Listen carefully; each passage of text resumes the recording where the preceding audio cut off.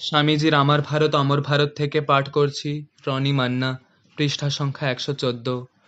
যে কোনো অবতারকেই তোমার জীবনের আদর্শ এবং বিশেষ উপাস্য হিসেবে গ্রহণ করতে পারো, এমনকি তাকে সব অবতারের মধ্যে শ্রেষ্ঠও মনে করতে পারো, তাতে কোনো ক্ষতি নেই। কিন্তু শাশ্বত সত্যগুলি যেন তোমার ধর্ম সাধনার অবলম্বন হয়। যে কোনো অবতারই হন না কেন, বেদের সনাতন তত্ত্বগুলির জীবন্ত উদাহরণস্বরূপ বলেই তিনি আমাদের উপাস্য। জয় স্বামীজি। স্বামীজির আমার ভারত অমর ভারত থেকে পাঠ করছি। রূপসা খাড়া, অষ্টম শ্রেণী, পৃষ্ঠা সংখ্যা 99। কখনো ভেব না আত্মার পক্ষে কিছু অসম্ভব, এমন বলা ভয়ানক নাস্তিকতা। যদি পাপ বলে কিছু থাকে, তবে আমি দুর্বল বা ওরা দুর্বল, এমন বলাই একমাত্র পাপ। জয় স্বামীজি। স্বামীজির আমার ভারত অমর ভারত থেকে পাঠ করছি। সুহৃদ সামন্ত, দ্বাদশ শ্রেণী, পৃষ্ঠা সংখ্যা 29।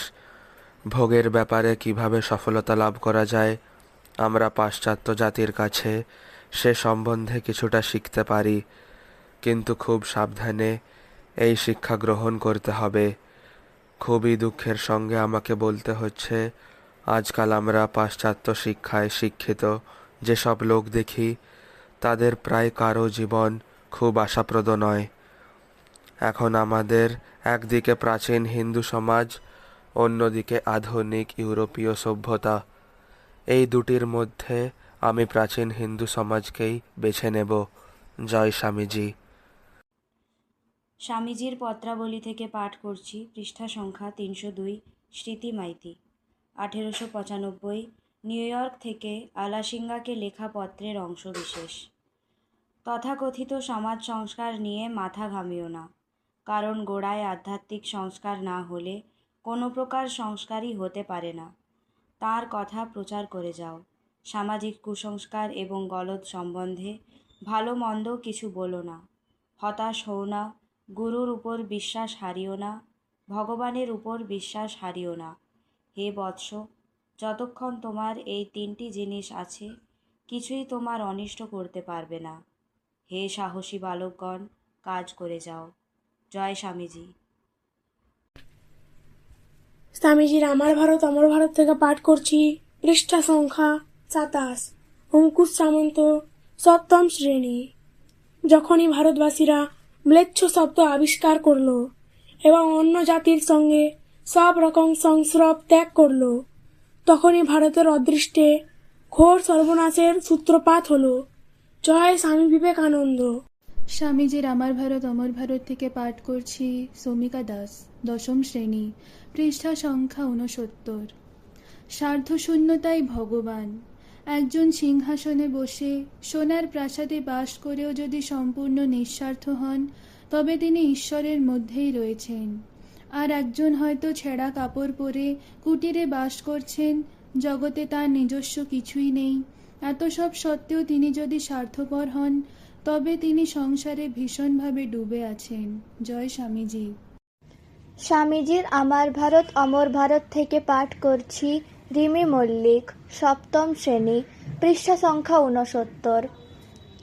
স্বার্থশূন্যতাই ভগবান। একজন সিংহাসনে বসে সোনার প্রাসাদে বাস করেও যদি সম্পূর্ণ নিঃস্বার্থ হন, তবে তিনি ঈশ্বরের মধ্যেই রয়েছেন।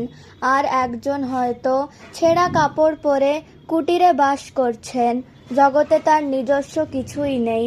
এত সব সত্ত্বেও তিনি যদি স্বার্থপর হন, তবে তিনি সংসারে ভীষণভাবে ডুবে আছেন। জয় স্বামীজি। স্বামীজির আমার ভারত অমর ভারত থেকে পাঠ করছি। পৃষ্ঠা সংখ্যা 44। অপূর্ব সামন্ত, পঞ্চম শ্রেণী।